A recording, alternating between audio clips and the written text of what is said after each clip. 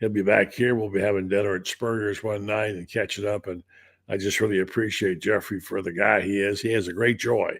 He loves coming. And by the way, he's very close to Todd Golden. And he's really happy with this basketball team. So good for him. He enjoy his time there and enjoy his basketball team. So if you need any help, you need to get a hold of Melvin Law. They have several locations there in Ocala, Kingsville, Lake City to help you out. They'll take your case most likely. If they do, you can be guaranteed you'll be getting in touch. They'll get in touch with you. Most likely at Meldon, which isn't usually the case. The guy with the name on the door didn't know I often call you back. So Meldon Law, they won't back down. All right, I think Franz Beard is about someplace. We're going to see if we can locate him, and we'll come back in a minute. We got Dan Bond standing by. Let's see if we can get a text in there, Franz. He's got other responsibilities there. I want to get to a point we're going to talk about later on. It was brought up this morning in SEC sideline. Someone brought up the question. And we'll have Lauren on here a little bit later to talk about it. Does Florida have a live mascot? And the answer is yes. It's quite an interesting story about that live one. And it's one that you'll enjoy. If you don't know it, all you old Gators probably do. It's quite a story behind it. Let's see. Fran seems like he's lost his way there. So, yeah. So, a very exciting time for basketball and fans. And you see some comments there online. Appreciate our executive producer getting our friends up and chatting. If you got any thoughts about this team and about sports in general, give us a holler. Okay.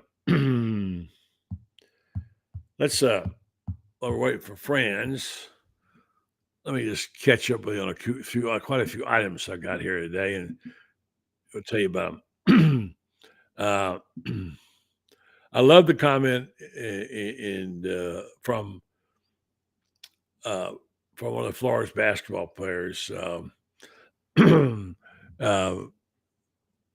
that is Will Richard. Will Richard was asked about playing. He said he hopes to glorify God every time he steps on the court. And his exact quote was, "I just hope when people see me play, they know it's all about God. It's all God." Now, a lot of people don't like you flaunting your faith. I'm one who believes if you believe it, live it, say it. So I'm really glad to see what he said there. And Will Richard is outstanding. And I think it speaks to the character of someone of the team as well. So, yeah, we talked about this earlier today. Todd Golden saying some of these snubs kind of got the Gators all fired up this postseason. I mean, they got motivated by the fact that they kind of were disrespected.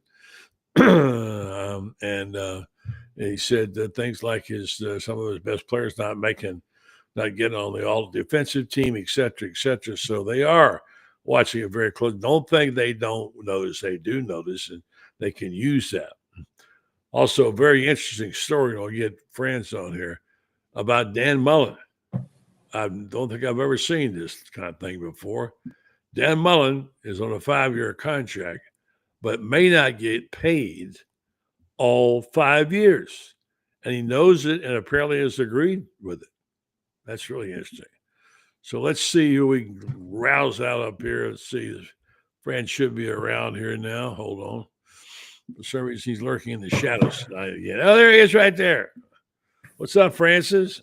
Another day, another first round at the SEC. So yeah, not too much there. Although Mississippi State was impressive, huh? Yeah, LSU is packing it in. I mean, let's be real here. LSU knows that even if they'd won the game, they weren't going anywhere. You know, the only way they would get anywhere is to win Wednesday, Thursday, Friday, Saturday, and Sunday, 5 in a row, and they're not going to do that. They know that. And you know, that's one of the things that Calipari was talking about when he was talking about the tournament and stuff like that. There are teams out there that know they have no shot at it. And I've heard that years ago in the ACC, when they first expanded, I heard people talking about, well, we got 12 teams in the league and we really only have 8 that are competitive. So slough off 4 of them that can't play. We do this in baseball, buddy. The SEC tournament doesn't get every team in the SEC doesn't make the SEC tournament. So there is some precedent here. And the reason that we don't do it is because we have this 64 team tournament, and we're able to say that every single team in the country that's in a conference, obviously, had a chance to play for the national championship, because all they had to do was win their conference tournament and then go 6-0. So that's the reason. And it's hypocritical in some respect, because there are teams out there that you can let them play in the conference tournament. They even then, you could give them 2 mulligans and say, okay, you won your first 2 games, and they still couldn't, and they would have no prayer. It's one of these things that do we expand the tournament, or do we say, why expand when everybody really has a shot at making it now? All you got to do is win your conference tournament. Yeah, you're right. I want to get into the tournament coverage for a second, and I want to get to this thing about the Florida mascot. We had a conversation about it this morning. You'll be headed that way, and most likely for the SEC championship, and then for sure on to Raleigh or wherever they go, and you'll be following them, the Gators. And you're kind of Mr. College basketball. You're Mr. Gator basketball around here. You've been covering it forever. I know you're working on a column. I asked you the other day, why did you fall in love with basketball? And you're doing a piece on why I love basketball. You want to share a little bit of that with us? Well, my love affair with Florida basketball started December 11th, 1963. And I was there when Dick Tomlinson scored 44 points and Florida beat Tampa 108-75. Dick Tomlinson, that was the most points anybody had ever scored in a Florida game. And I was thrilled about it. It was my first college basketball game. I'd been to football games before, but never basketball. And we had moved up to Gainesville from Sanford, and I went to a basketball game. And wouldn't you know it, right after Christmas, they play back-to-back on the 26th and the 27th. They get Manhattan on the 26th, and they get Air Force on the 27th.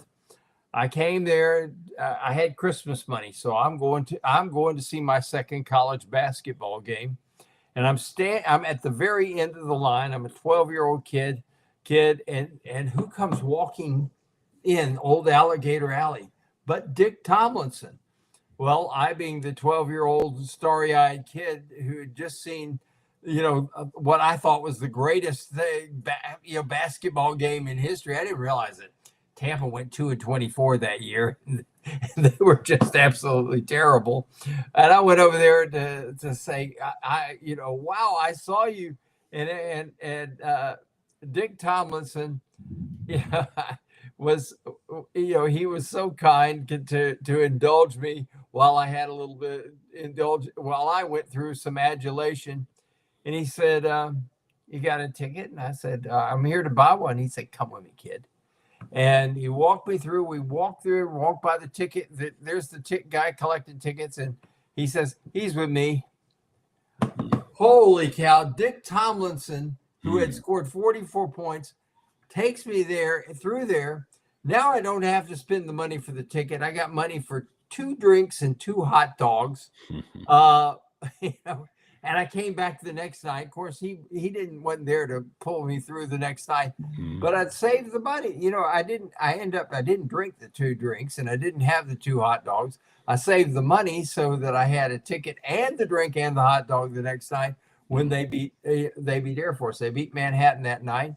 And then a couple weeks later, Miami comes to town with Rick Barry. Ah, I was there that game. I'll tell you what happened. Go ahead. I saw it. Rick Barry comes in there, the nation's leading scorer, and Florida put Paul Morton on him in the second half. And Paul Morton was like glue on him, and Rick Barry got upset. You could tell the story. Rick Barry had mustard all over. He's such a hot dog of the worst order. And he got into it with Tomlinson, and Tomlinson threw him into the stands. They were wrestling, running to the stands right in there. I remember that vividly. Yeah, that was quite a moment. And Rick Barry was a great basketball player, but I'll tell you what, Tomlinson was a pretty tough dude. He was a punk in those days. Oh yeah, he was a punk. I've heard him. Yeah, he certainly was a punk.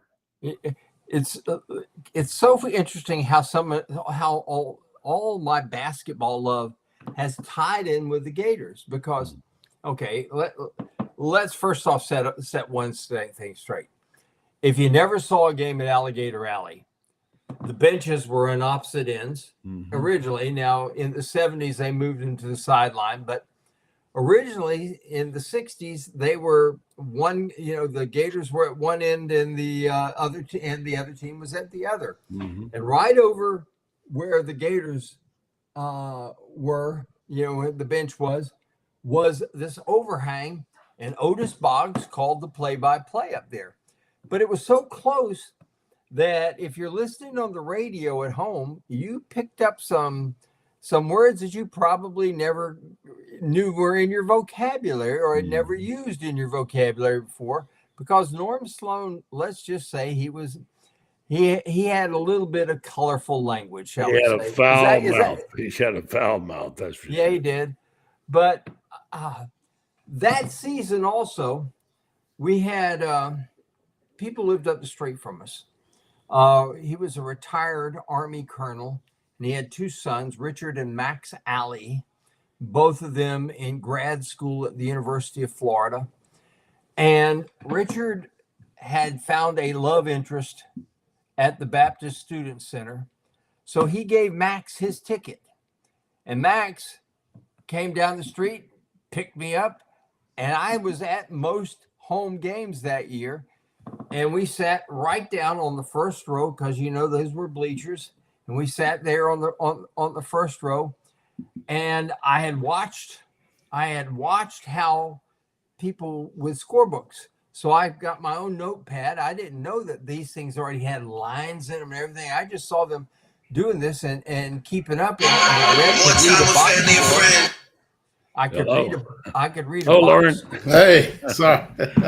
I could read a box score. So I started keeping score on the games. I had, oh my gosh. And I had so much fun. But that's where it all began. And here's how it all ties in.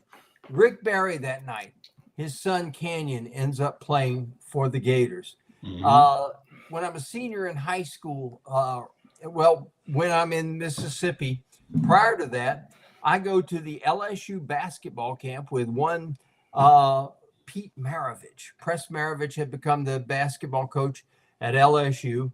And it's interesting because when I'm in Westwood Junior High School, Leslie Sloan sat on one side of me and Donna Ellenson, Gene Ellenson's daughter, on the other.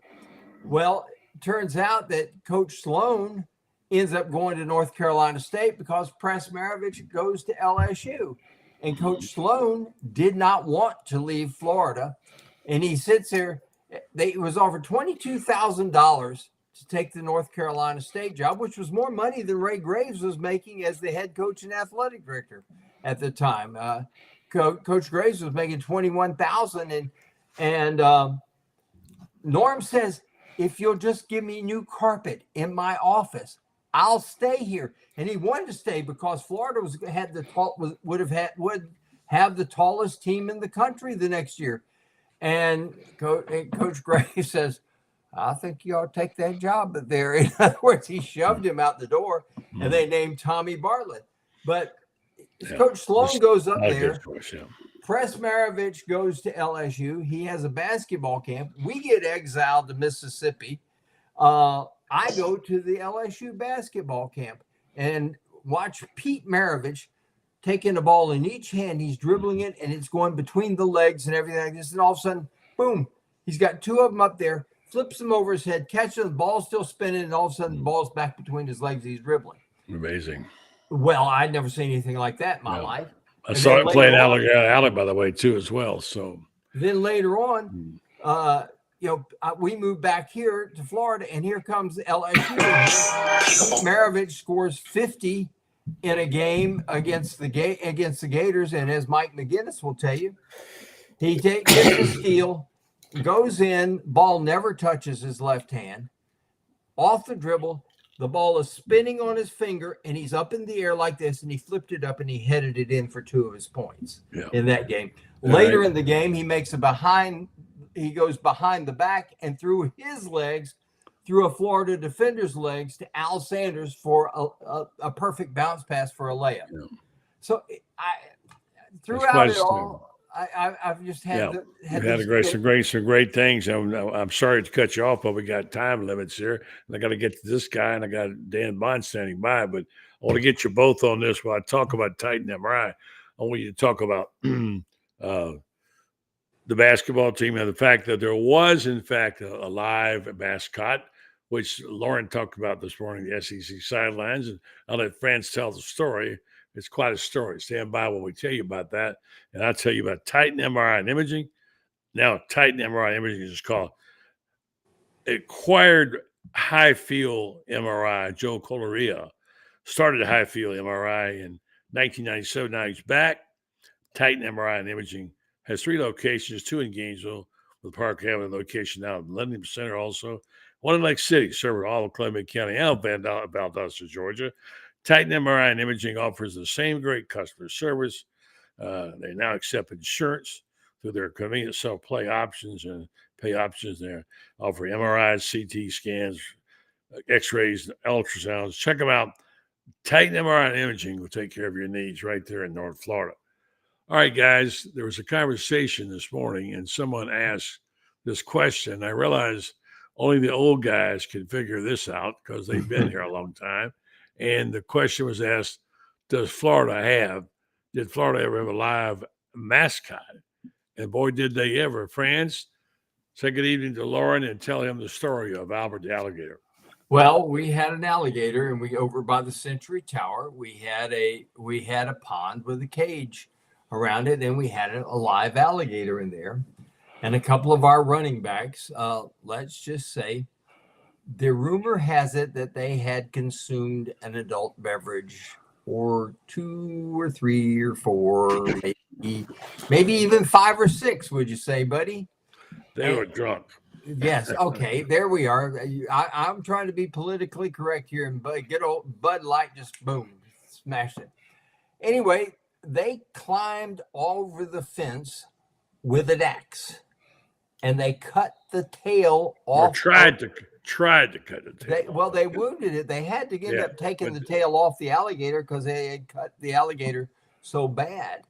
And oh my gosh, they got caught. Jerry Hoover got suspended for the rest of the year.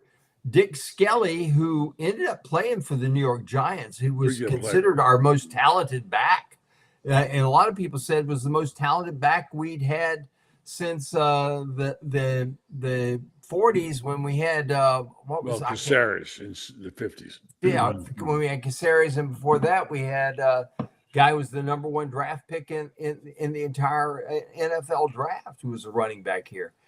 And Dick Skelly was just this enormous talent, and he got kicked off the team, ended up playing with the New York Giants, but they ended up having to take the tail off the alligator. I don't know I can't remember if they euthanized him or not, but they had to take the tail off. They phased the alligators out eventually. Eventually they went to what we see now, Lauren, the Albert and Alberta thing, whatever. So that's probably more than you want to know about it. But I need to, no, I'm doing good. I knew that there was a live mascot. I did know that, but I did not know the story until you informed me this morning. But we were talking about somebody referenced Mike the Tiger, and then someone asked if there was a live alligator. And I did realize there was a live alligator. Did not know it was kept over by Century Tower. I think they need to bring that back. I mean, maybe put a nice habitat, kind of like LSU does. I think that'd be pretty cool on campus. Peter Well, probably LSU won't- does Peter have a probably won't swamp know. on campus. Yeah. LSU has its own swamp there on campus and Well, but I'm saying they have a so habitat for Mike the Tiger. I'm saying we should have a Albert or Alberta or Cave Bo or something. habitat on campus for our live gators as well. That's what I'm saying. Arkansas has a live razorback hog.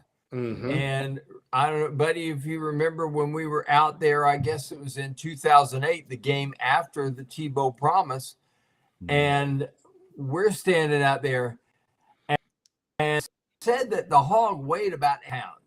All I could think about was, man alive, can you imagine the pork chops from that baby? I mean, Yeah. they have a live mascot. Of course, Georgia has their bulldog. Mississippi State has their bulldog.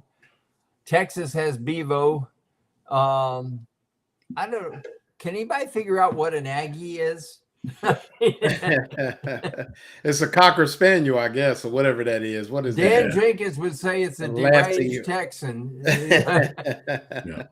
Hey guys, we got Dan in here. Good evening to you, Dan. How you doing? Wow. How are you? We're going to get your thoughts on softball in a minute. You and Lauren can chime in too. But let me just mention this story. I saw the story and I thought, man, I've never heard this before. Apparently, the school where Dan Mullen went to coach is pretty broke. Yeah. They cannot pay him, or Garrett, they said they right now could not pay him for, I think they said the year 2 and 3 of his contract. All right. And so the high cost of coaches is finally caught up. And so what's happened is they want to build a great football program, but you have a hard time where you haven't got any checkbooks. So they'll need to find somebody to make cash to cover their gamble. Sue and cover the first 2 years of a 5-year contract. It's his new coach, Dan Mullen, on December 12th. Athletics director Eric Harper said in a Board of Regents meeting, reported on Wednesday morning by one of the Las Vegas papers. So Mullen's due to make $17.5 over the life of the contract for an average of $3.5 million per year, and UNLV's athletic department is at least $26 million in debt. So there you go. It's starting to happen, guys. What are your thoughts about that, Lauren? It's interesting. You don't see that much. Usually they got the money to pay the coach. May not have money for anything else, but the coach usually gets paid. And I'm kind of shocked with, friends might know he's tapped into kind of the business side of some of these schools, but I'm surprised with the success of the Sphere. And, they keep building buildings based on that gambling, and the way that sports gambling is taken off. You would think with the NIL and some of that, and just from a sponsorship standpoint, that UNLV would be dialed into some of that, and that would pay the bills. So it's kind of surprising. I was shocked to see that, just because of the money that's been flowing through Vegas, and sports gambling is only getting more popular. So and that's kind of what fuels that operation, as well as the casinos. So I'm kind of shocked that it's kind of shocking. I'd have to see the breakdown of why, or if there was like a capital project that went under that they lost some money on, but I've never seen that where the coach, and where they come out and tell you, hey, we only got 2 years for you. So I mean, obviously they're going to try to fundraise for the other 3 to 5, but like someone said on here, the other thing is, if Dan is successful, which, I like Dan, I would assume that he may only be there for 2 years. So it'll go, then it'll be the next guy's issue. Yeah. Well, I'm going to say this, make 2 brother predictions. This is not shocking to me, although it is a surprise that it happened. And it tells you how badly Mullen wanted to coach. And then the other thing is that I think with this whole thing with the gambling, the money, at some point we're going to have a big scandal. It's going to happen. It's going to happen at some point in time. There's going to be somebody puts their hand on the till. It's going to be, and college sports are going to be burned by it. I just feel it coming. So we'll see how that happens. Let's get Dan Bond's take on the thing with Mullen and Dan. What do you think about that? Yeah, I'm surprised. I mean, gambling itself, last year was the first year that the casinos were flat with the online gambling. So there's less and less people gambling in a brick and mortar to put it that way, I guess, versus online, and that's why you see a lot of these sports teams coming to Vegas is to be some more revenue coming in because a lot of the younger folks, the millennials, prefer experience versus actually sitting in a smoky casino and playing cards or playing the machines anymore. So, yeah, I am surprised that they don't have the funds to put into the UNLV program and pay him. But, that's definitely something. If they get rolling over there with the baseball coming, that stadium looks like it's going to be something. And football is already, the road teams are selling out, and let's go to Vegas to go watch the Jaguars. So that's definitely everyone kind of circles that and goes out for the experience. So you would think UNLV would be on that same level as the professionals for sure. Francis, let me get your final thoughts. Now you got to go right. I'm sorry to keep you tied up. There is a pending scandal right now with Fresno State basketball. They suspended a couple of their players for they think that they were fixing ball games. There you go. We've said this and we've had this conversation before that, and I agree with you, buddy. It's a matter of time before it happens. Buddy and I, being members of the old Farts Club, we were around in the 60s when, for example, North Carolina was only allowed to play an ACC basketball schedule because of a scandal, and this only involved suspicion of gambling. That was Rosenblum, right? Wasn't that Rosenblum? No, Lenny was already gone by then. Okay. This was when Dougie Moe was playing in. Well, Doug, and they said that he had associated with gamblers, and Dougie was from New York, and in New York there's gamblers everywhere. So yeah, I was gonna say. But Carolina fired Frank McGuire, and they hired his assistant coach, who ended up being a pretty good guy named Dean Smith. But the first year they only were allowed to play an ACC schedule. Kentucky had lost an entire season because they had players associated with gamblers, and they took an NCAA. The NCAA gave them the death penalty for that. They missed the 52-53 season completely, and that led to Bear Bryant leaving Kentucky to going to Texas A&M because he'd gone to a bowl game for like 5 straight years, and Kentucky had missed an entire season because of a scandal. And they gave Adolph Rupp the keys to a brand new Cadillac, and at the spring athletic banquet, and they gave Bear Bryant an engraved gold cigarette lighter. Yeah. And as a result, Bear Bryant winds up at Texas A&M and eventually to Alabama. Good story, and I know some people say that the cigarette lighter story is not true, but I've heard it a number of times. Like me too. Friends go right, and I'm going to get these kind of talks in softball. You got a good column coming about why you love basketball, doing great stuff. And by the way, you'll be going to the SEC tournament. You'll also be doing some work for a group called earnings.com. We'll talk about that later. You will have our own brackets, and Earnings will help us put these together. We'll tell you about it later, maybe tomorrow night. France, thank you, buddy. Appreciate it. Thank you. All right, let's talk softball, guys. Man, here we go. We got big win team coming to town. Big win tonight. Yeah. They got a shutout win tonight, and I got your third string pitcher out there pitching good, so that's great to see with Rothrock out, and you got Texas coming in where you got a couple of really, really good pitchers that Florida's going to have to face. They're both in the top 3 as far as home runs and slugging. So, both teams can hit, but this Florida team is just special. That 1 through 9 lineup is just, you've got these Shoemaker, freshman. I'm Wow. really surprised that. How many home runs does she have now? 8 or 9? Oh 13. no! What? Yeah, I 13. if they're looked last week. It was 8 or Yeah, 9. 13.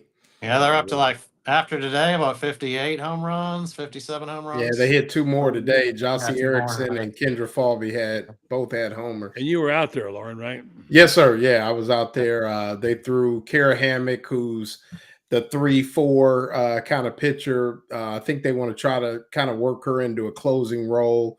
So a good Wednesday night game against a good UCF team. UCF took 2 of 3 from a ranked Arizona team, this past weekend. So yeah, I mean, like Dan said, power 1 through 9.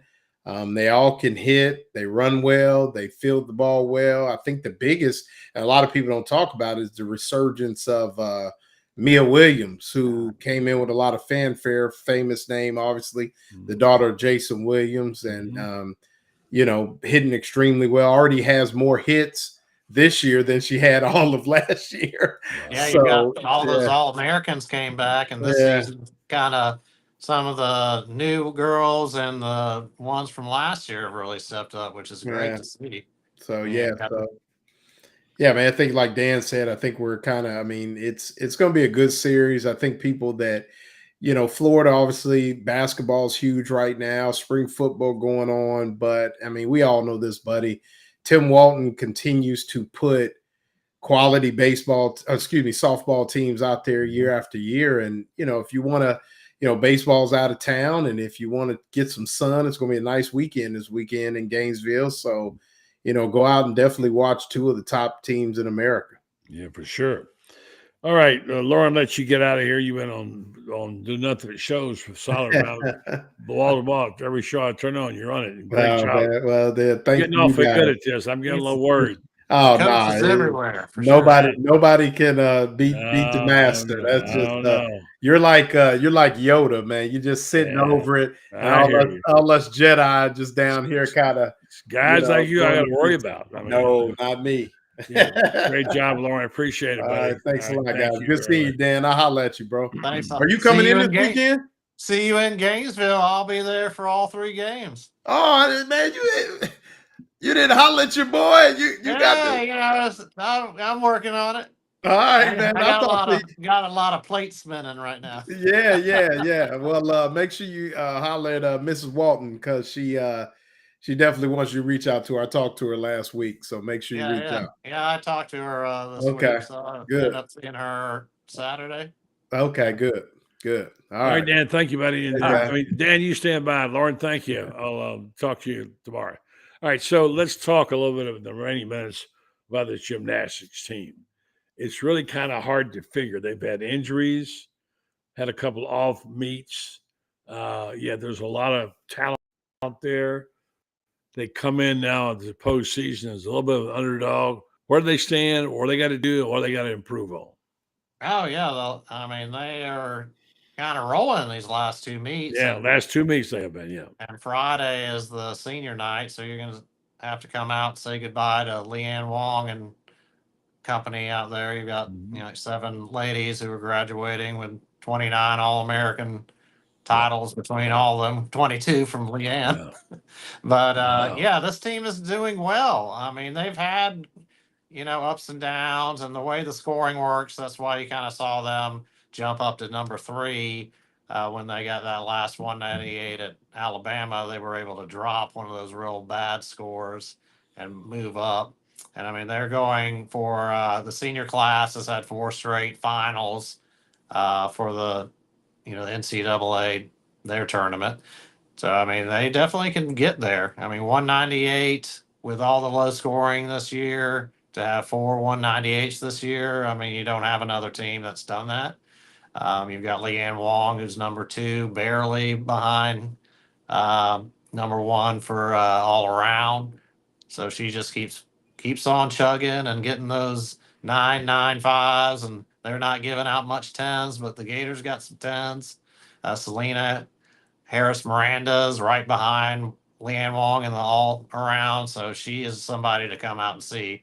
I've really enjoyed watching her as far as someone who's just transferred in, been all Gator, all enthusiastic. She is, threw in some Gator chomps on routines where you don't normally see that, which is great. But yeah, I'm really excited. I think they can obviously make a run to Fort Worth out here in April, and they're going to be there. Well, they stopped handing out the tins. What's going on with that? What's that deal? They've dialed it down back. They're requiring like a longer period on the when they land for their sticks, so they're making them stand there a little bit longer. I mean, Selena Harris had what looked like 4, 5, 10s on vault, and she only got one, and that was the only 10 on vault all year. And if you remember Trinity Thomas, she'd fire out a 10 on vault, Oh, yeah. like every other meet. Yeah. Because she was, one, she was great, and two, they were, the scoring is Perfect just a little landing. bit different Yeah. now, so they're tightening it up. Don't So you think it's whether- kind of overvaluing those sticks? I mean, they do all this routine and they take all that off just for because you didn't land the 100%. I mean, I think Yeah, maybe they need to look at that and figure out what this is all about. Yeah, I mean, I've been watching it for years, and obviously that maybe there was a little too many, but hey, it's college. Let the kids have fun, let the fans have fun. I mean, the fans in the stands aren't holding a 9-9 sign; they're holding a 10 sign. They want to see that 10. Yeah, They yeah. get rowdy when they don't get that 10. Yeah. So Now- I would like to see that maybe flip back a little bit next Yeah. year and see them loosen that up a little bit. I just What- think it's better for the sport. Yeah. What's the schedule now? So they're going into Kentucky Friday, and then off to Birmingham for the SEC. What dates are those? The SEC tournament is next, which is like a week out. Let me look at that date. Okay, there. while you're doing that, is it LSU? Who they got? Who's going? Who's number one? Oh, number one is Oklahoma, and I number forgot two about is Oklahoma. LSU, and then Yeah. number 3 is Florida. Yeah, okay, I forgot about Oklahoma. like, 6 of the top 10 is all SEC. So I mean, the SEC championship starts on March 22nd. So they've got Yeah, only a week to rest Yeah. till that. yeah. And then middle of April is the finals, and then I you have got your regionals the week before that. Dan Bond, head of our Texas Bureau, coming to Right. Gainesville this week. It'll be good. I won't see you, but you have a safe trip and enjoy your time. All right. Yeah, it'll be fun to check out the softball stadium. I'll be at Spurrier Saturday night. All So who right. knows who I'll run into then. Never telling. It's a good week. I'm going next week in there. Right. So That's a good So- place. yeah, it's a good place. Dan, great. Thanks so much for your good report and all the work that you do. All right. Thanks for having me. Good to see you, buddy. Sir. Dan Bond, our Texas Bureau. He's our softball and gymnastics expert. I want to thank him and thank Lauren and thank Kevin Brockway, France, of course. Tonight we had a scramble because we had some people who had to cancel the last minute, including Ali, who was out. And so always good to have good people to fill in with. Appreciate that. Appreciate you. And appreciate our sponsors as well. Thank you very much to all of our sponsors, Meldon Law and Titan MRI. And now the one I like to talk about at the end because they are so special. They are good people, good friends, and they have a terrific business that helps us a lot. And it's because of the two partners who started this, Red Star Medical Research, which they were in high school together down in South Florida. And they came to Ocala and started this business that has become a really important one for medical companies to have reliable research. And they've got it. They have these clinical trials, which they'd like for you to know about because they want you to take part in them. And they can furnish the data they need to these companies to show exactly what it is we need to take care of ourselves. And as we do that, we'd like for you to know that that you can go on to rinstar.net and you can volunteer for one of their clinical trials. It's pretty simple. It's not like it's a big deal or something going to knock you out of work or whatever. You can go in and do it, and you can help yourself. You can help your friends there in North Florida with the information. You can help Rinstar, and something that would be very well received and appreciated. check them out. Go to RenStar.net and find out more about them and what you can do. You can be compensated for time and travel, and it would cost you nothing and nothing on your insurance. You might get something like investigational medications or some special thing that you wouldn't otherwise get. So it's important that you know about it. It's RenStar Medical Research, and it's a company that is doing things, making a difference in our area and doing it for us. So here's the QR code right here. You can check on that if you want to know more about it. Let's go see our friends Joe Sorrentino. His son Joey is a dentist in Ocala and at Marion Dental, and I'll be going to see him next week when I go to Ocala. And of course, his partner is Mary Brantley, married to Scott Brantley, and Mary does a great job. So thanks to the folks at RenStar Medical Research, seeking tomorrow's answers for the health questions of today. Folks, you have a great night and a great tomorrow. I'll be back tomorrow night with our regular Thursday night crew. That will be Ben Troop and the guys, and always glad to see them. They do a great job as well. So with that, let me say, hold on one second while I get this. Let me say that appreciate you and thank you for making a big difference in all that you do. And it's a fun time to be a Gator, isn't it? It's a really fun time to be a Gator, especially this basketball team. It's an awful lot of fun to follow. Enjoy it while you got it, man. Drink it in and stop it up and realize this doesn't last forever. And when you get it, you need to enjoy it. And we certainly do here. Have a great night, folks. See you tomorrow night.